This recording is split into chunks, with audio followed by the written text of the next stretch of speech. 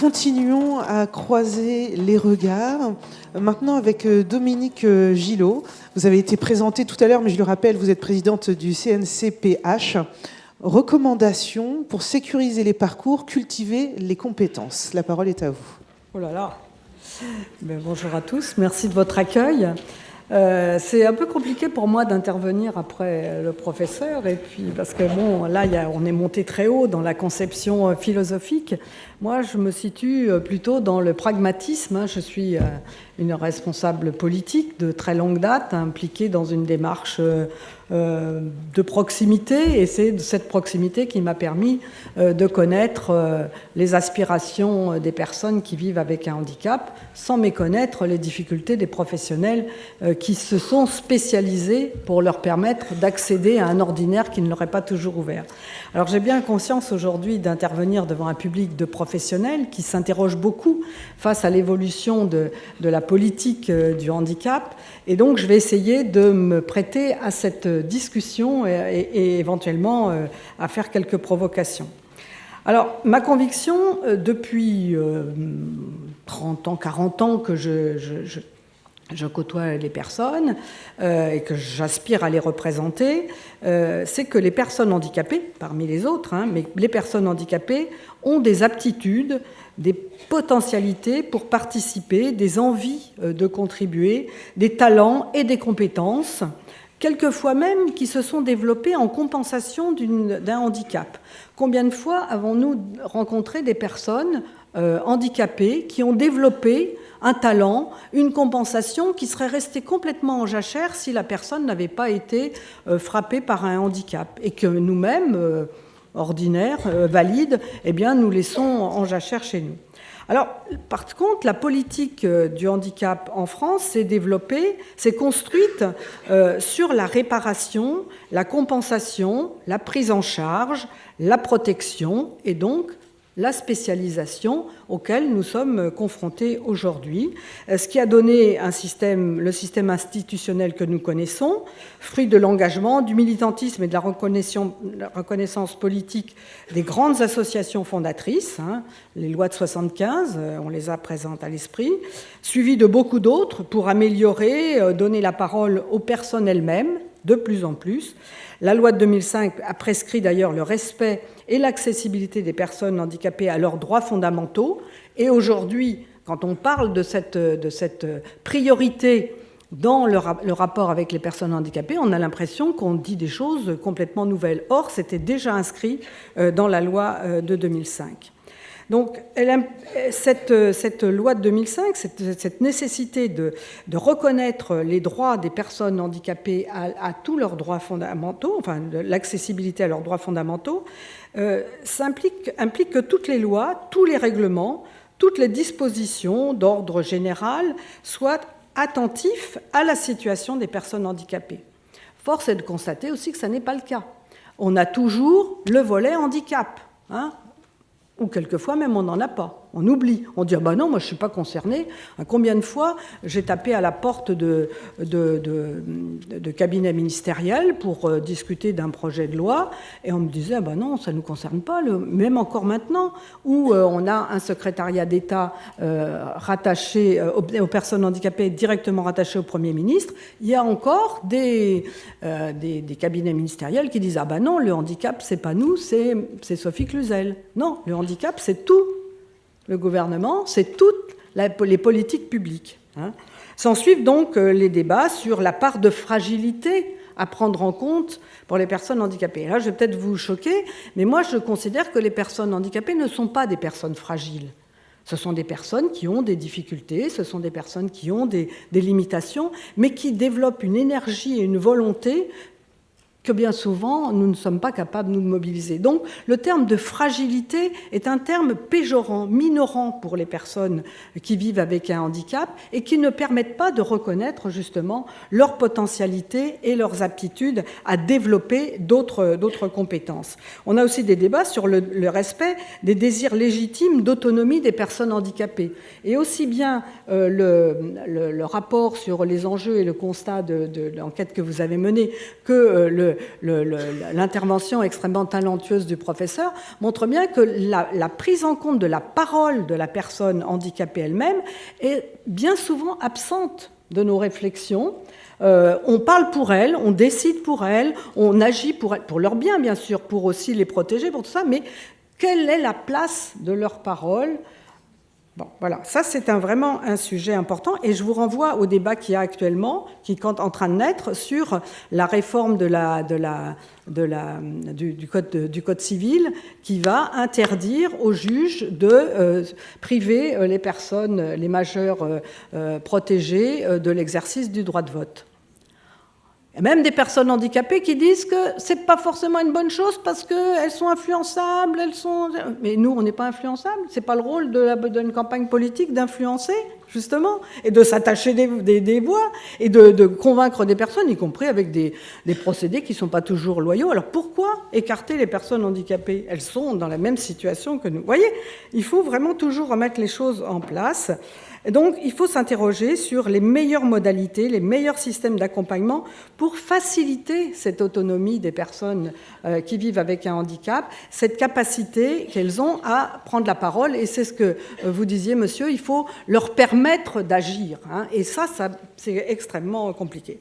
Alors, en toute occasion, lorsque j'étais parlementaire, j'ai fait valoir les attentes et les droits des personnes handicapées dans les débats relatifs aux textes législatifs, alors que ce soit sur la refondation de l'école, sur la modernisation du système de santé, sur la loi sur l'adaptation de la société au vieillissement, les lois travail du précédent quinquennat, la loi numérique aussi du précédent quinquennat, les ordonnances travail de l'actuel quinquennat, la loi sur la liberté, la citoyenneté et les nouvelles lois sur la liberté d'accès, de choisir son avenir professionnel, la loi Pacte. Enfin, à chaque fois, on essaie, avec le CNCPH, sur lequel je m'appuie, puisque je peux m'appuyer justement en tant que présidente du CNCPH, sur la capacité d'expertise des commissions du CNCPH, qui sont constituées à la fois de personnes handicapées et de professionnels qui apportent leur contribution.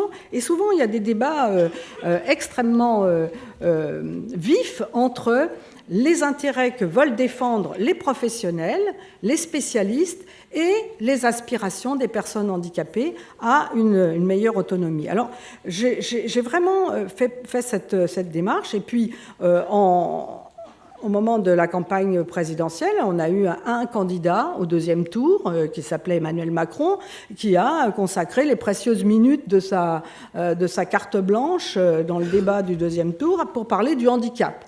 Alors, c'est une anecdote que je redis souvent. Il a fallu longtemps pour que les médias en tiennent compte. Ça s'est passé à minuit à peu près.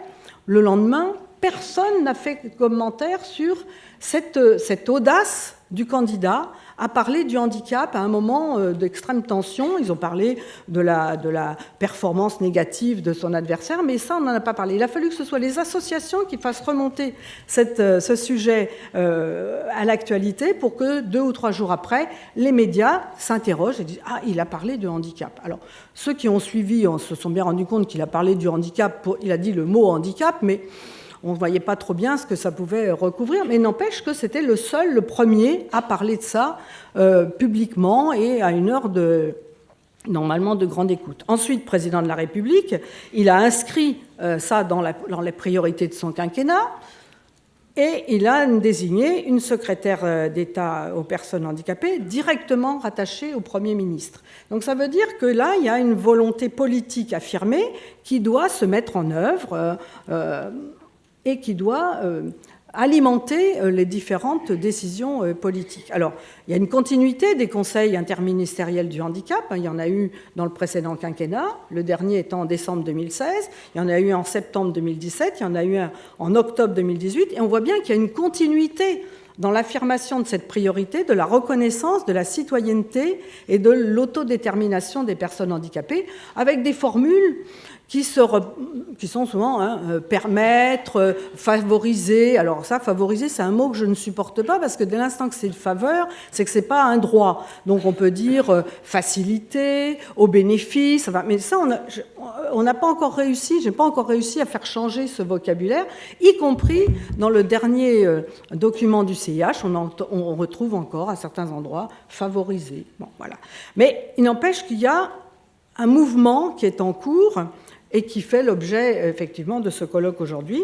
Les ordonnances sur le travail, puis la loi pour choisir son avenir professionnel a repris un certain nombre des propositions que je faisais dans mon rapport, par anticipation, parce que j'avais dialogué avec Muriel Pénicaud sur ce sujet. Donc ensuite, on a encore en ce moment un travail sur l'évolution de l'offre de services pour l'insertion des personnes handicapées. On a un chantier qui vient de s'ouvrir sur l'école inclusive, et là, c'est vraiment quelque chose de consistant qui va aussi bouleverser le rapport, le partenariat entre l'éducation nationale, l'école ordinaire et les milieux spécialisés. Et je pense que dans cette salle, vous êtes un certain nombre à vous interroger sur la place que vous pouvez avoir dans cette définition d'une école inclusive, avec l'interpénétration des compétences et des missions, qui est différente de la définition ou de l'octroi d'un accompagnant scolaire à temps plein à côté de la personne.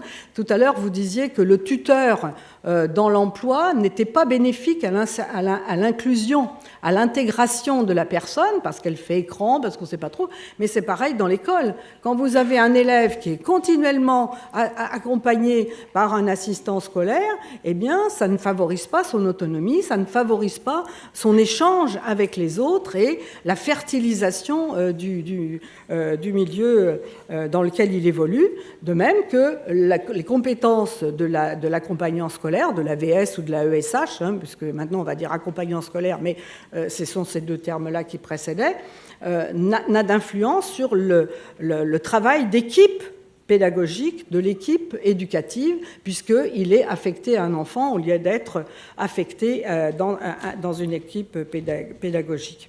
Bon, j'ai parlé aussi de la loi sur la loi judiciaire. Alors, de nombreux rapports ont aussi été rédigés et publiés sur le sujet de l'intégration, notamment par l'IGAS. Et un des enjeux du rapport qui m'a été confié par les trois ministres était de capitaliser, avec l'aide de l'IGAS, tous ces rapports et d'en faire une analyse actualisée des propositions et de proposer des orientations concrètes, concrétisables.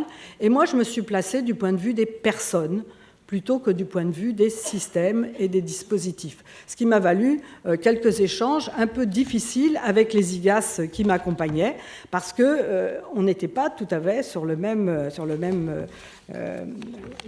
angle d'attaque. Alors, depuis plusieurs mois, je tiens à dire, je le reconnais, les choses bougent. Le chantier pour une réponse accompagnée pour tous avance, le décloisonnement des structures, l'ouverture des établissements spécialisés, alors ouverture dans les deux sens, avec les professionnels qui sont appelés à intervenir en milieu ordinaire, mais aussi à accueillir le milieu ordinaire en leur sein. Ça ne se fait pas simplement, mais c'est en voie, ça s'opère. Peut-être aussi que sous la pression du rapport de l'experte de l'ONU, Catalina de Vandas, c'est ça, comme elle s'appelle, vous savez, qui est venue l'année dernière faire une inspection de nos services pour dire, et qui a dit qu'il n'y avait aucun établissement qui n'était un bon établissement et qu'il fallait désinstitutionnaliser. C'est un peu compliqué. D'abord, le mot désinstitutionnalisation est un mot qui fait peur et qui n'est pas du tout dans la culture française. Néanmoins, il y a des choses à entendre dans cette démarche, il y a des choses qui sont entendues et qui entraînent des réactions différentes, soit des réactions d'accompagnement, en disant bah oui, il faut quand même qu'on ouvre un peu nos établissements, voilà. Et la réponse aux besoins des personnes handicapées, c'est pas forcément l'institution, Et d'autres qui disent, attention, nous on est là pour protéger les personnes, et nous on est là pour exercer un métier, on l'a choisi, on ne va pas être mis au placard, on ne va pas être mis en danger par un rapport futile de l'ONU. Nos institutions, elles ont toutes leurs raisons d'être, et c'est un débat qui va se poursuivre encore. Et je pense qu'on n'en a pas terminé. L'action de la secrétaire d'État aux personnes handicapées est effectivement aussi très vive, très dense. On la voit partout, elle se démène, elle fait œuvre d'influence auprès de ses collègues ministres, avec le plus souvent du succès, mais ce n'est pas encore spontané. Il faut vraiment qu'elle aille les chercher par la manche. Les interventions du CIH, les avis du CNCPH et les autosaisies du CNCPH font que les choses avancent. Et nous avons maintenant, dans tous les ministères, dans toutes les grandes administrations, des hauts fonctionnaires chargés du handicap qui sont à un niveau très élevé de compétences et de responsabilité et qui ont comme mission, justement, d'irriguer l'ensemble de leurs administrations de cette préoccupation que la place des personnes handicapées doit être conçue, perçue, favorisée, voilà un mot que je ne devrais pas utiliser, encouragée dans tous les secteurs, dans tous les actes de la vie quotidienne, de la vie sociale, de la vie politique. Alors, on a aussi des instances qui se mobilisent, et là, je tiens à féliciter l'ARS de Caen d'avoir organisé cette discussion, ce rassemblement avec les acteurs institutionnels qui interviennent sur ce champ. Alors, on a connaissance d'un certain nombre d'organisations de ce type, mais c'est quand même encore assez rare, et vraiment, je souhaite que ça continue de se développer, que nous allions, au fil du temps, avoir de nombreux colloques de ce type qui s'organisent sur l'ensemble du territoire pour permettre aux différents acteurs institutionnels de comprendre qu'on est embarqué dans la même ambition politique et dans la même volonté, dans la même priorité, au bénéfice de nos concitoyens qui sont très nombreux. Alors, on n'arrive pas à les dénombrer parce que, suivant le critère, l'indicateur qu'on prend, c'est pas les mêmes, on n'a pas le même dénombrement, et puis qu'en France, on ne demande pas aux personnes de s'identifier, mais ça représente presque 10 millions de personnes, ou 12 millions de personnes qui sont plus ou moins directement concernées par les politiques du handicap. Et par ailleurs, avec l'allongement de la durée de la vie, avec les progrès de la médecine, eh bien, on est tous appelés à vieillir et à perdre progressivement certaines de nos facultés et à peut-être basculer du côté de ce qu'on appelle le monde du handicap. Donc, nous avons tout intérêt à procéder à la meilleure adaptation des politiques publiques pour que cette démarche, qui doit être itérative, permette de partager les enjeux, les objectifs, de formuler les questionnements, de s'approprier les ambitions d'orientation politique qui sont claires.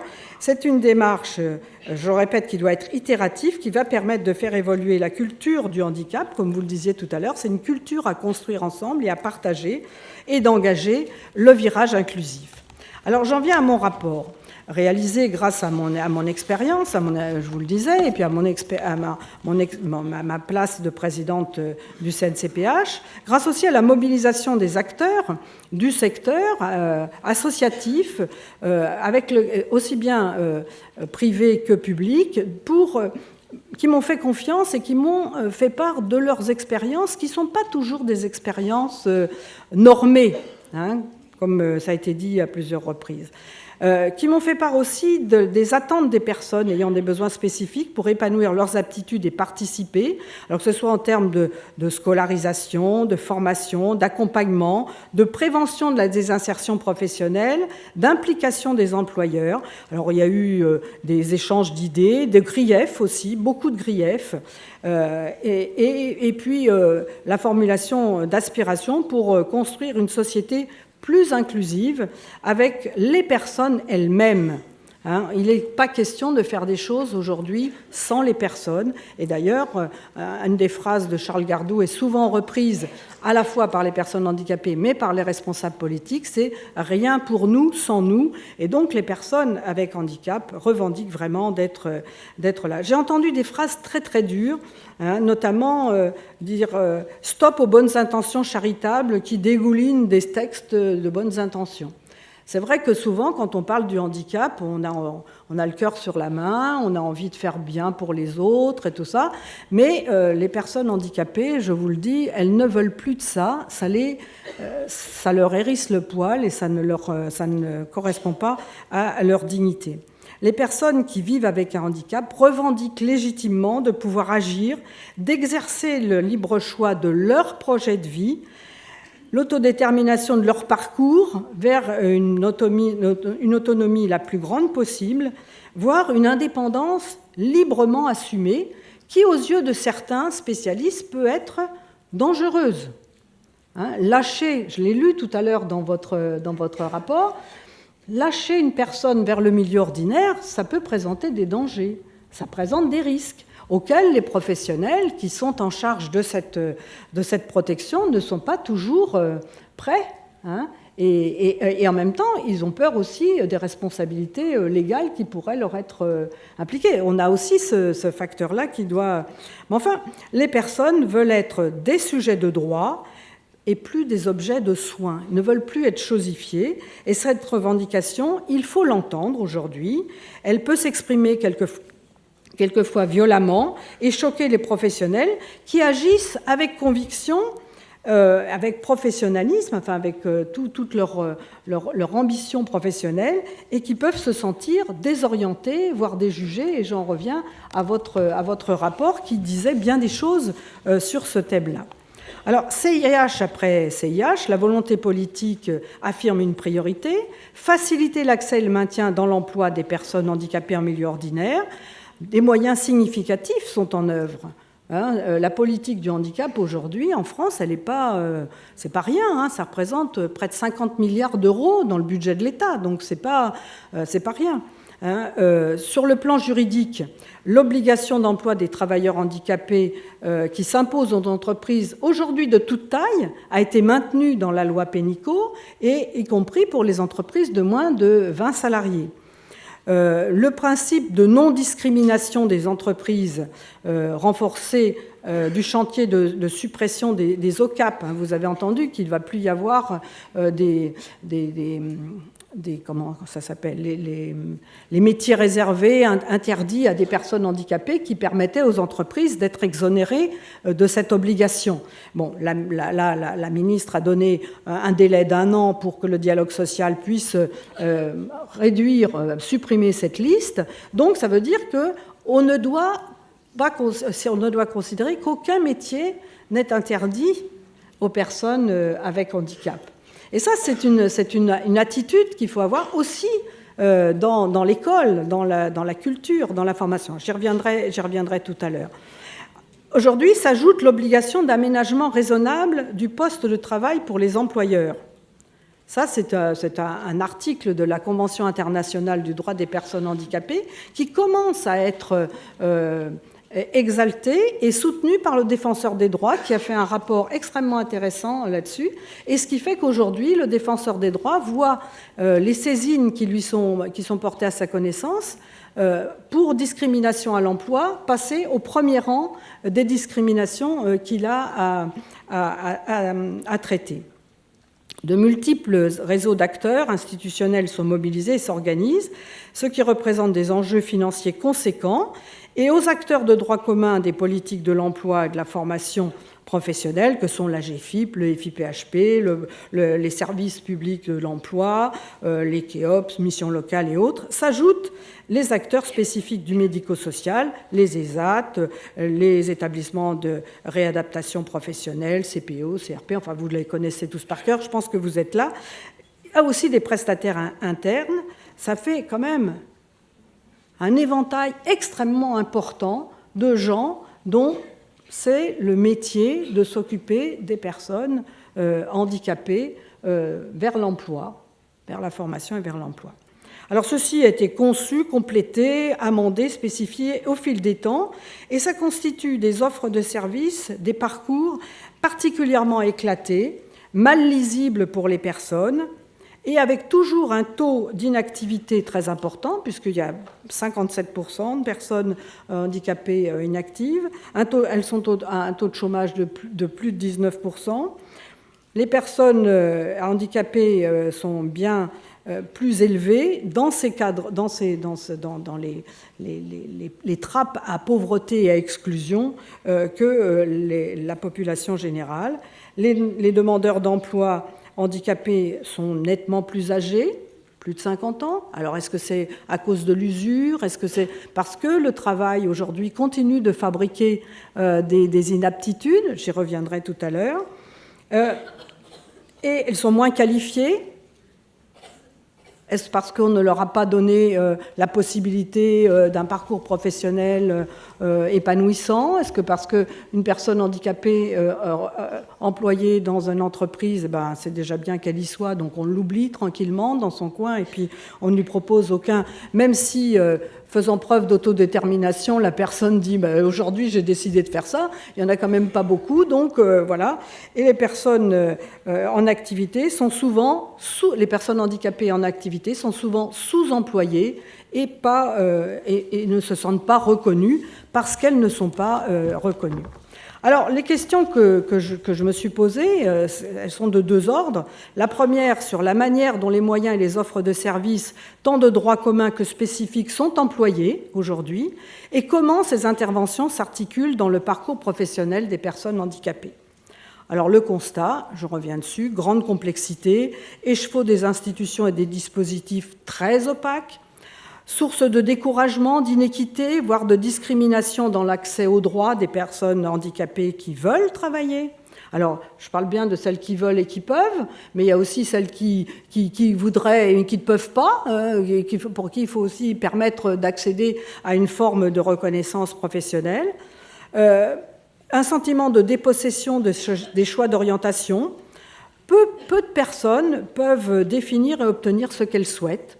Elles ne sont pas associées à la définition de leur projet de vie, même si c'est écrit. Et d'ailleurs, vous l'avez dit, je crois, vous que ça dépend aussi des opportunités. Quand une personne se présente, quand une personne arrive à un moment où il faut envisager son orientation professionnelle, on fait avec ce qu'on a. Et si on a jardinage et que la personne, elle veut faire électromécanique, elle va faire le jardinage parce que c'est comme ça que ça va. Et on a des personnes handicapées qui sont orientées comme ça sur des postes, sur des filières qui ne les intéressent pas et sur lesquelles ils ne vont pas continuer de développer leurs aptitudes. Elles ne peuvent pas non plus s'approprier ce qui leur est proposé. C'est ce qui m'a été dit. On leur propose quelque chose, elles n'ont pas le droit à l'essai, elles n'ont pas le droit à l'erreur, parce que quand on a une place, on la garde, parce qu'on ne sait pas ce qu'on va avoir après. Et puis il y a l'influence des familles aussi, qui sont très inquiètes. Qu'est-ce qu'on va faire? Si tu refuses ça, comment on va faire? Donc voilà. Donc là, il y a quand même une confiscation de la liberté et du droit des personnes. Les parcours sont très fragmentés, il y a une succession de prises en charge, d'interlocuteurs différents, des interventions très peu coordonnées, vous avez bien analysé ça du point de vue philosophique. Les temps d'attente sont très longs, et puis quand une personne a attendu une place dans un centre de formation et puis qu'elle se libère, même si c'est plus le moment, même si entre-temps elle y va quand même parce que il vaut mieux ça que rien du tout. Le maintien dans l'emploi, qui est un autre facteur de discrimination, est très aléatoire. Il repose sur l'implication, la prise de conscience des employeurs, mais ça n'est pas suffisamment organisé.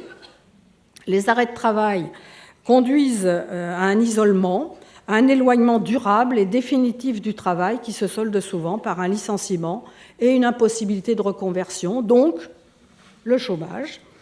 La politique de prévention des insertions professionnelles manque d'affirmation, de visibilité. Elle est marquée par un défaut de coordination des acteurs, qu'ils relèvent du soin, du social ou du professionnel. Ces professionnels ne se parlent pas. Il y a très peu d'endroits sur le territoire français où des plateformes de réflexion, des commissions interdisciplinaires sont organisées qui permettent à ces différents professionnels de coopérer, et pas de collaborer, mais vraiment de travailler ensemble au bénéfice de la personne, même si, alors je tiens à le dire ici à Caen, la CARSAT de Normandie a été une des premières à s'engager à mettre en place une commission de prévention de la désinsertion professionnelle de manière très précoce. La deuxième question portait sur l'adéquation. Alors vous comprenez bien que les questions, là, la première question, les réponses, elles ne sont pas bonnes. Voilà. Deuxième question porte sur l'adéquation des réponses apportées par les services, les institutions aux besoins réels des personnes, même les plus éloignées de l'emploi.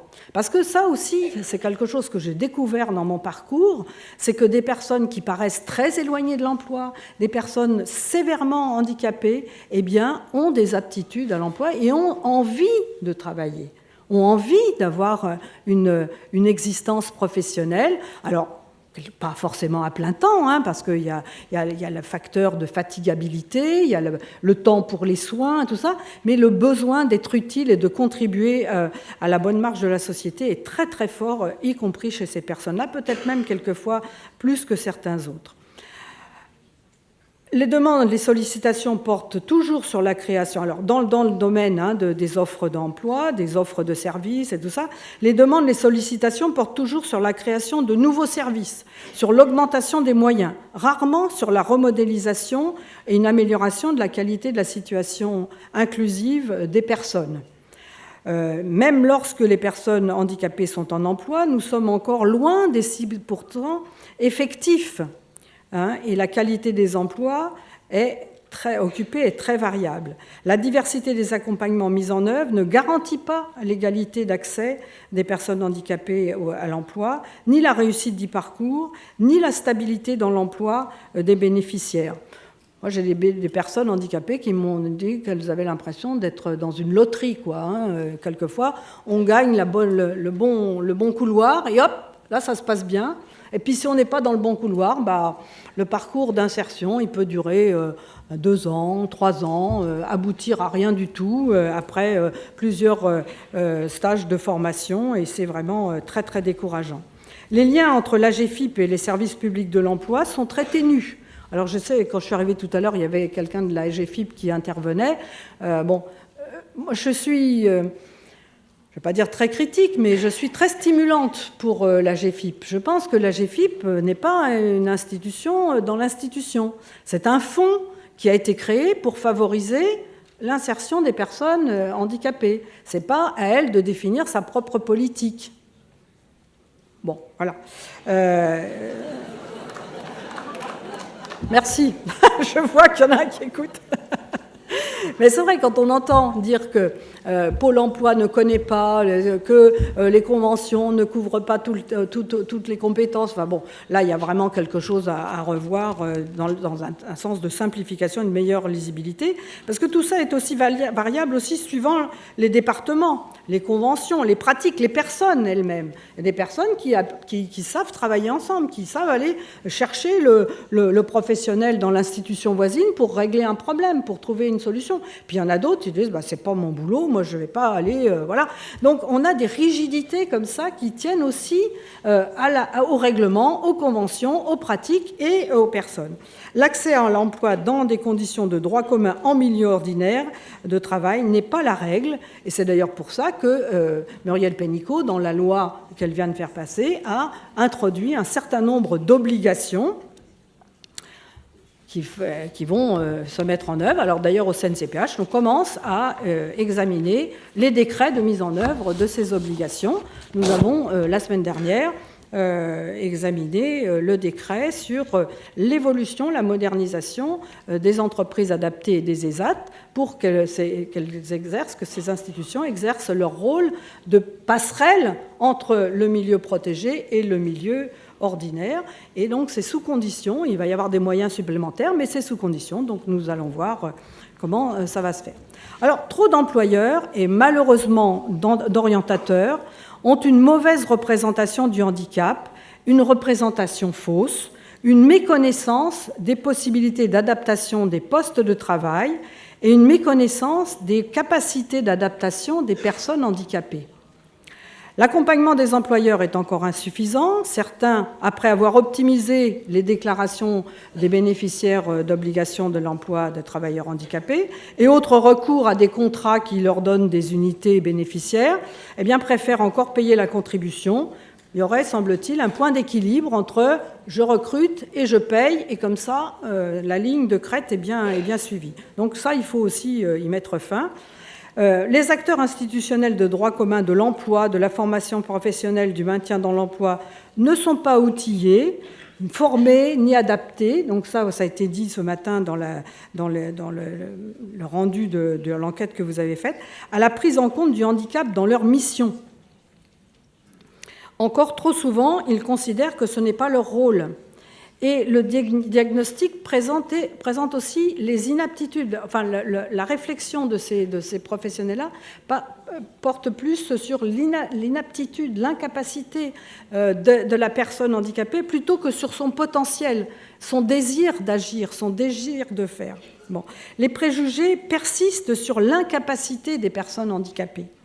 L'inaptitude des personnes handicapées. Des orientations, des réadaptations, des formations sont très, très clairement interdites à certaines personnes au motif que leur handicap ne leur permettrait pas, même si elles en expriment la volonté et l'ambition très forte. Alors, je vais vous donner l'exemple des aveugles. Un aveugle, on va dire, celui-là, il ne peut pas faire ça. Or, ça n'est pas vrai. Les aveugles sont capables de faire autrement. Il suffit de lui dire, moi j'ai eu beaucoup d'exemples comme ça, une personne aveugle, on lui dit, voilà, la mission qui va être la tienne, il faut faire ça, ça, ça, ça. Il dit, laisse-moi faire, je vais faire autrement. Et au bout du bout, la satisfaction, elle est là. C'est ça qui compte, c'est de pouvoir obtenir le résultat attendu. Mais pas de normer la personne, de la programmer pour qu'elle fasse des choses qu'elle n'est pas en capacité de faire, mais qu'elle pourrait faire bien autrement.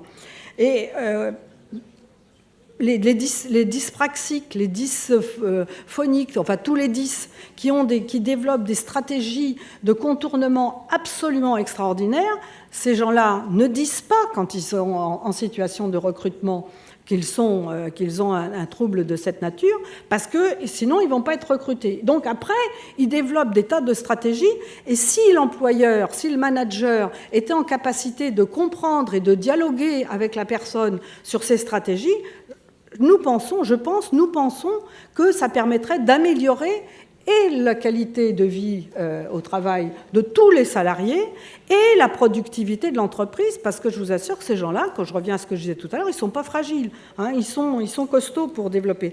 Les handicapés psychiques, les personnes qui souffrent de troubles, enfin qui vivent avec des troubles neurodéveloppementaux, la neurodiversité. Alors aujourd'hui, on a découvert le grand potentiel des autistes de haut niveau, mais il n'y a pas qu'eux qui ont du potentiel, il y en a d'autres qui développent du potentiel qui peut être très utile à la performance entrepreneuriale et à leur bien-être, parce que ces personnes-là, quand elles réussissent à travailler, elles s'épanouissent, elles sont en meilleure santé, et donc, vous voyez un peu ce que ça peut générer en termes de bienfaits et d'économies, de moindres dépenses pour la société.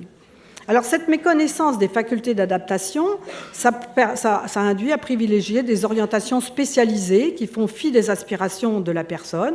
C'est particulièrement vrai aussi dans le domaine scolaire, dans la formation professionnelle ou de réadaptation qui devrait aller de pair avec la réadaptation fonctionnelle. Réadaptation professionnelle, réadaptation fonctionnelle, ça devrait aller de pair pour que la personne ait un parcours unifié et coordonné vers un retour pour l'emploi. Les acteurs de droit commun ne travaillent pas suffisamment avec les acteurs spécialisés. Et là, c'est le cœur de votre sujet. Il faut généraliser l'identification de référents handicap dans les dispositifs de droit commun qui connaissent l'écosystème de l'emploi et puissent orienter, accompagner les personnes handicapées. Et réciproquement, inversement, le milieu spécialisé doit dialoguer avec le milieu ordinaire. Dans le milieu ordinaire, il y a des métiers, il y a des fonctions qui seraient très bien adaptées pour des personnes avec certains types de limitations. Sauf que les professionnels, les spécialistes du handicap ne sont pas forcément avertis, au courant de ces opportunités. Et comme la loi interdit la discrimination, hein, vous n'avez aucun employeur qui peut dire j'offre 15 postes pour des sourds ou je recrute 10 aveugles. Ça, c'est interdit par la loi, c'est de la discrimination à l'emploi. Or, il faudrait qu'on puisse avoir une meilleure connaissance de l'adaptation, de l'adaptabilité des postes pour qu'il puisse y être que les spécialistes du reclassement ou de l'insertion des personnes handicapées dans l'emploi puissent les orienter, les flécher vers ce type de dispositif. Les complémentarités doivent donc se construire en confiance au bénéfice de la personne handicapée. L'information sur les possibilités d'aménagement de poste, les aides techniques disponibles, les évolutions technologiques utiles, l'obligation d'accessibilité de conception universelle n'est pas assez partagée. Tout ça, ça existe.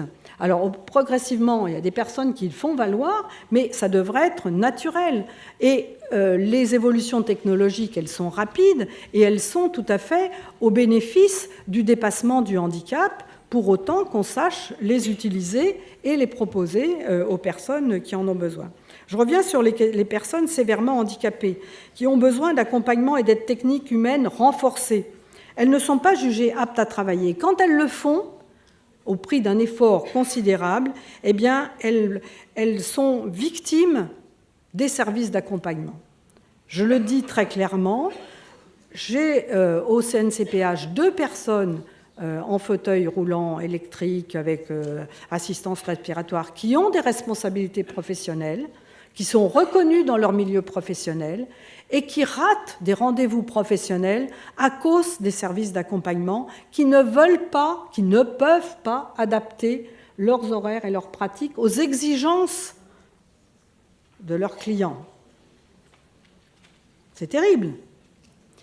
Donc là, il y a vraiment beaucoup à faire pour que les services d'accompagnement, les services à la personne, les aides humaines soient disponibles et de qualité pour être au bénéfice de l'autonomie de la personne et pas assujettir la personne à leurs contraintes professionnelles.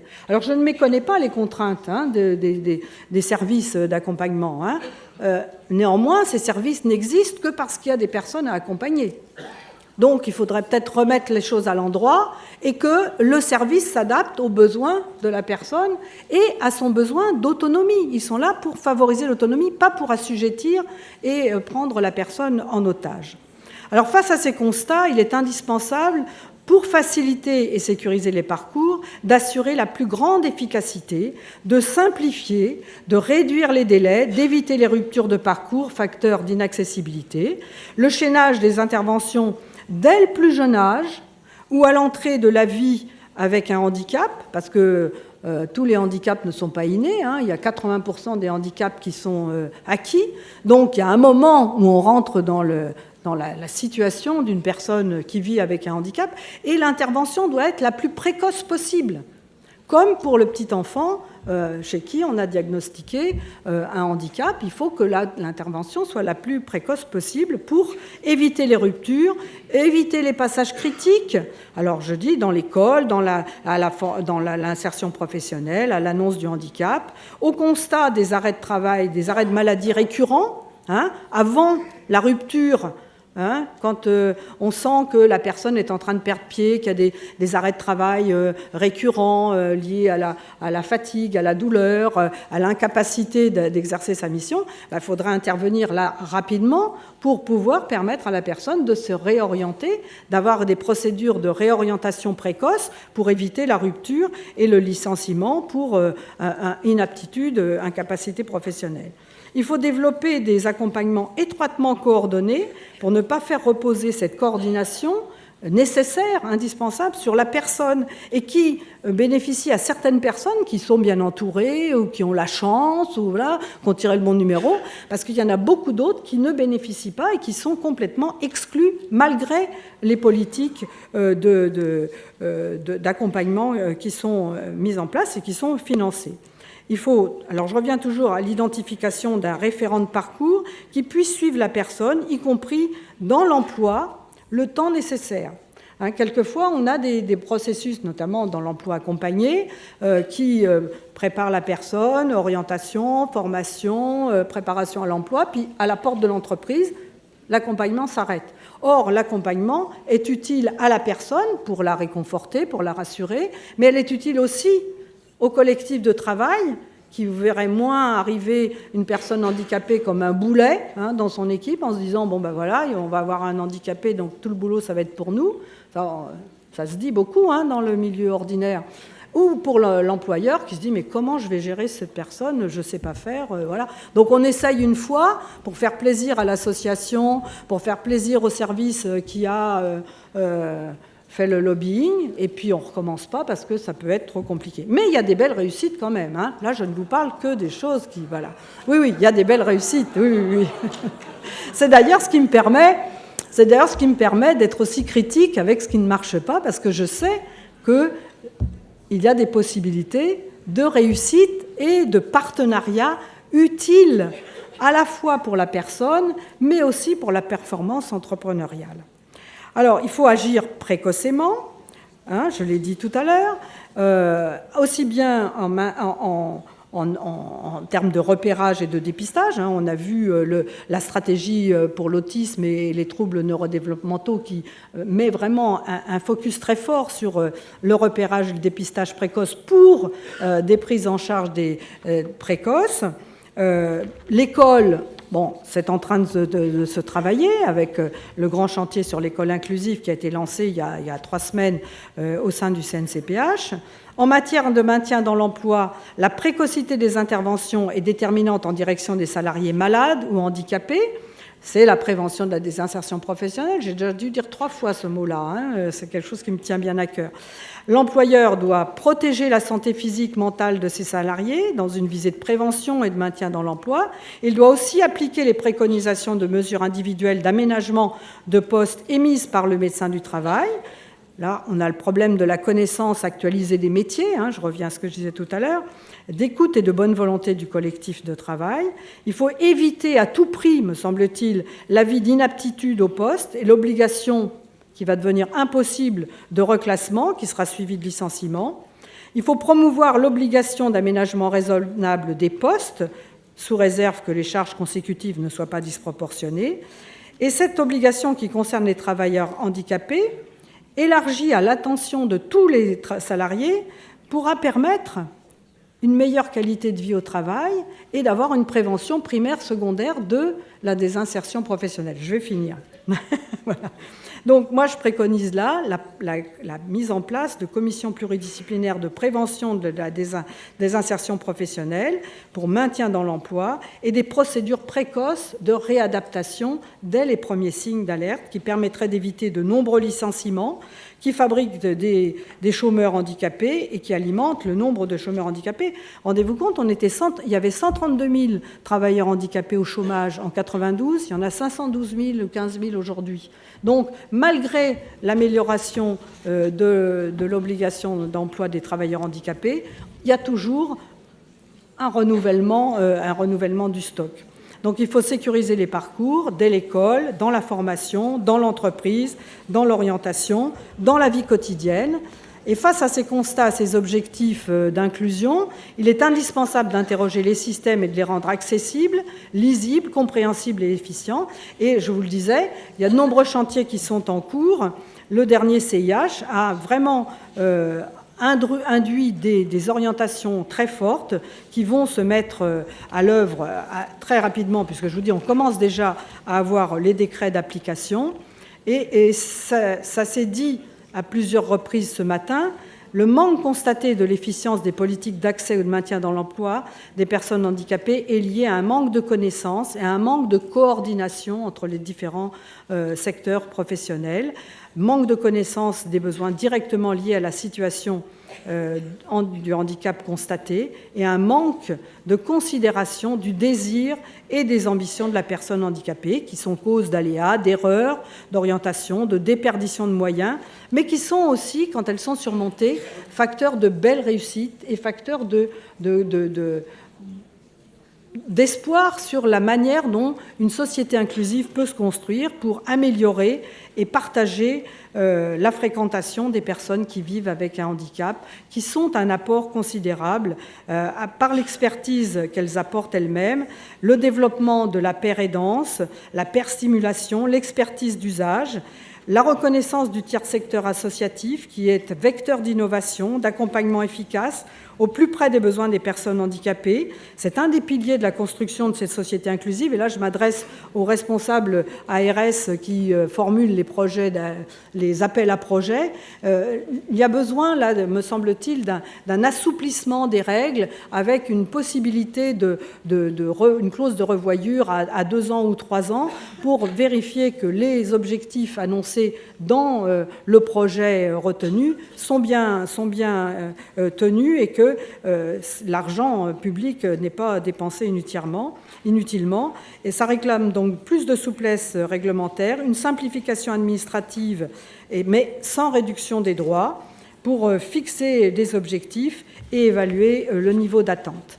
Alors, Charles Gardou, je ne cite pas le philosophe de tout à l'heure, je vais citer Charles Gardou, nous enseigne qu'il n'y a pas de vie minuscule ni de vie majuscule, mais que l'une existe par rapport à l'autre. Personne ne peut ni ne doit décider de la vie d'autrui, fût-il différent et demandeur de protection. Il faut permettre à chacun, quelles que soient ses entraves, ses besoins spécifiques, de bénéficier de plein droit à sa part du patrimoine commun, de bénéficier de plein exercice de sa citoyenneté. Et donc, dans mon rapport, je faisais un certain nombre de propositions, 51, que j'ai retrouvées portées dans le CIH du mois d'octobre, tout en ce qui concerne l'accès à l'école, l'accès et le maintien dans l'emploi. Et ce CIH, il est construit sur 3 piliers du virage inclusif: la participation effective des personnes, la simplification de l'accès aux droits et la conception universelle de l'accessibilité. Il faut penser tout en amont de façon à ne pas avoir à corriger a posteriori. Alors, je vais vous prendre encore 5 petites minutes. Alors, je ne sais pas si c'est vraiment la compétence de l'ARS, mais il me semble que c'est important que tout le monde soit bien ouvert à la question de la prévention de la désinsertion professionnelle. Parce que ça, je ne l'ai pas retrouvé dans les chantiers qui sont en cours. Alors peut-être dans la loi sur la santé publique et la médecine du travail qui est prévue pour l'année 2019. Mais vraiment, il est important qu'on puisse avoir une attention particulière à la pénibilité, à l'usure des personnes au travail, à leur aspiration à faire autre chose, à ne pas être cassées pour inaptitude à un poste, mais à être sollicitées dans leur potentiel pour redévelopper des aptitudes. Et ça, c'est particulièrement vrai aussi pour ceux d'entre nous, pour nos concitoyens qui s'engagent dans l'aide de leurs proches et qui développent dans ce cadre-là des compétences d'organisation, y compris administratives, techniques, sanitaires. Et quand leur rôle de proche aidant s'interrompt, parce que ça s'interrompt, eh bien, ne retrouvent pas d'emploi. Il faudrait qu'on puisse valoriser ces acquis de cette mission-là pour permettre à ces personnes de revenir dans l'entreprise avec une valeur ajoutée en termes d'organisation et de qualité de vie au travail. Et ça, c'est la prévention de la désinsertion professionnelle qui pourrait effectivement faire dégonfler le nombre de chômeurs handicapés de longue durée qu'on constate année après année, malgré l'augmentation sincère du nombre de travailleurs handicapés dans le milieu ordinaire. Voilà, c'était un peu rapide pour moi, mais trop long pour vous. C'est un sujet extrêmement intéressant qui mobilise toutes les énergies et qui suscite aussi des réactions. Et je pense que c'est important qu'il puisse y avoir des secteurs, des moments de rencontres, des colloques, des séminaires qui permettent justement cette confrontation entre les objectifs qui peuvent paraître utopiques, les nécessités professionnelles, la volonté, la nécessité de garantir la sécurité professionnelle des spécialistes, des gens qui travaillent dans ce secteur, tout en garantissant la liberté de choix et d'action des personnes pour lesquelles ils se sont engagés professionnellement, la liberté des personnes handicapées.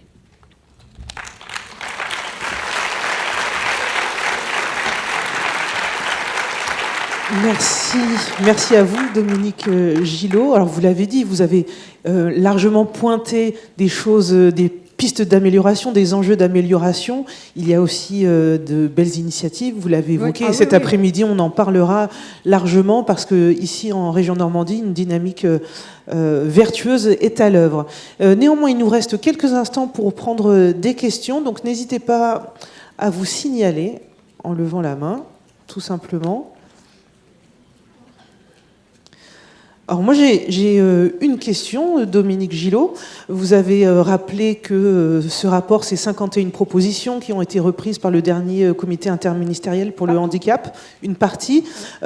Pour vous, quelles sont peut-être les 2-3 propositions qui sont les plus essentielles au regard justement de tous les dysfonctionnements ou défis qu'il reste à relever? Je pense qu'à la lumière de ce qui est à l'œuvre, sur la simplification, sur la réduction des contraintes, notamment sur l'accès aux droits, il va y avoir une réduction des délais d'attribution de la reconnaissance de travailleurs handicapés. On va supprimer l'obligation de prouver régulièrement qu'on est toujours handicapé quand on a un handicap irréversible, l'attribution de droits permanents à des personnes dont le handicap ou la maladie chronique est jugée non réversible. Tout ça, c'est en cours. Donc, je ne vais pas m'attarder dessus.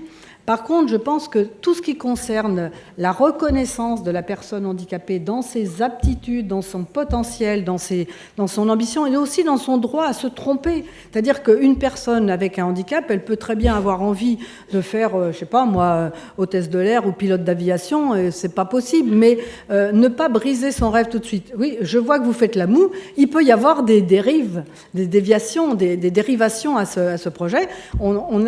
J'ai connaissance d'une personne de petite taille qui voulait être pilote d'aviation et qui travaille dans une compagnie d'aviation. Il est au sol, il n'est pas en haut, mais enfin, il travaille dedans. Tout à l'heure, je parlais de mécanique de précision. Vous avez des gens qui sont dans cette démarche-là, mais les orientateurs, souvent, leur dénient cette possibilité parce qu'ils disent tu vas pas y arriver. Même les familles disent mais non, ça va être trop compliqué pour toi. Je pense que quand on aura dépassé cette réticence-là, eh bien, on aura fait un grand progrès dans l'affirmation des droits des personnes handicapées et dans le respect de la Convention internationale des droits des personnes handicapées. Très bien. Donc Et puis la prévention de la désinsertion professionnelle. Oui, ça on l'a bien noté, un point important. Alors, il y a une prise de parole tout là-haut.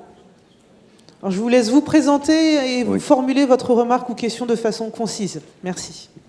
Oui. Bonjour, Frédéric Paillet, directeur interrégional EPNAC, pour le CRP Jean L'Herminier en Seine-Maritime. En fait, Madame la Présidente, j'avais envie parce que vous avez parlé de vos 51 recommandations, vous avez parlé d'évolution technologique brièvement. Je souhaite vous poser la question d'un enjeu majeur de notre société aujourd'hui, qui est le numérique et la robotisation. Absolument. Voilà. Merci. Je voulais avoir votre avis en tant que présidente du NCPH.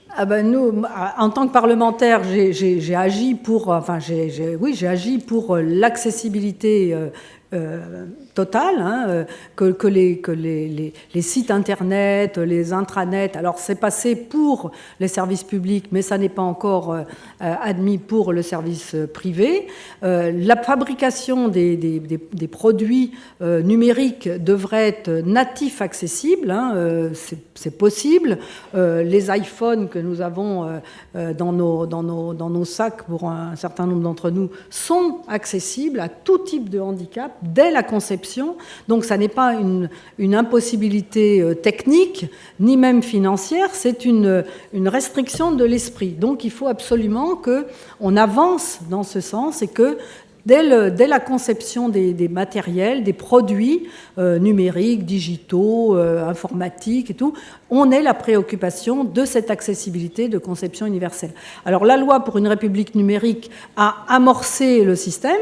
On a eu une concrétisation il y a quelques semaines avec le lancement du centre téléphonique pour les personnes sourdes et aphasiques. Il faut continuer dans ce sens pour que toute personne, quelles que soient ses limitations, ses restrictions, puissent communiquer et bénéficier des progrès technologiques avec des adaptations, une communication adaptée, alternative, mais ça ne doit pas être interdit aux personnes handicapées. Or, si